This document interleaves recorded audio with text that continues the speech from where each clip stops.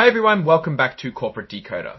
Today we're diving into a treasure trove of financial data, or maybe just a very long snooze fest depending on how you look at it. We're cracking open AIM Sector Fund's annual report. It's all about where your money goes and whether it's actually doing anything. Buckle up, because we are going to talk about how Invesco Sector Funds is operating. And if you find value in deep financial insights, make sure to subscribe. There is also a Discord community linked below for further conversations. This filing covers everything from investment strategies to financial results across a whole range of Invesco funds. So let's start with how they're doing. Let's kick things off with how much these funds actually cost you. For the Invesco Comstock Fund, if you had a hypothetical $10,000 investment, it would cost you around 82 TOLs for the Class A shares. But look at their fees for Invalor Gold, a whopping 1.05%. It's all about knowing where your money is going and if it's worth it. Now, how did these funds perform? Well, Invesco Comstock Fund, the annual return was 6.79%, excluding all sales charges. However, they were comparing against the Russell 1000 Value Index, which had an 8.55% return. This is called benchmarking in the business. Where did your money go versus the return in other places? What helped them? Being smart with picking materials like International Paper and Coca-Cola Co. What hurt them?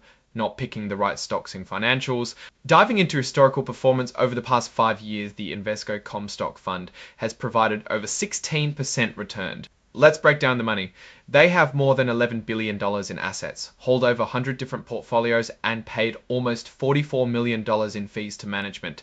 What about the top holdings in their various portfolios? Some key ones for the Invesco Comstock Fund were Wells Fargo and Bank of America Corp. Despite some solid returns, it's not all sunshine, is it? Some weak points for Invesco include healthcare, utilities, and IT sectors.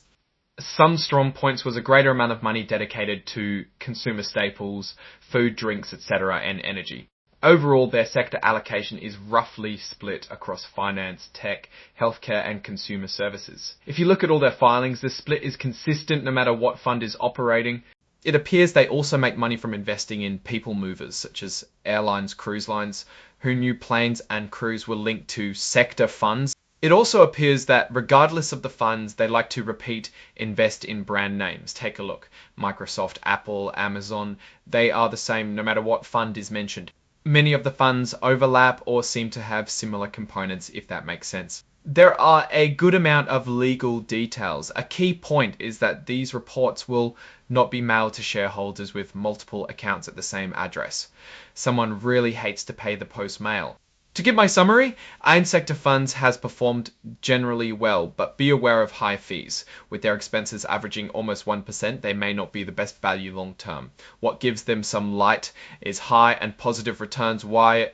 Also note that Invesco and PwC get a lot of money from one another. PwC performs audits but makes 10x more money due to other non-audit practices that may be an oversight in independence. Proceed with caution if you like this fund, since there are a few red flags. Alright, that's our breakdown of this filing.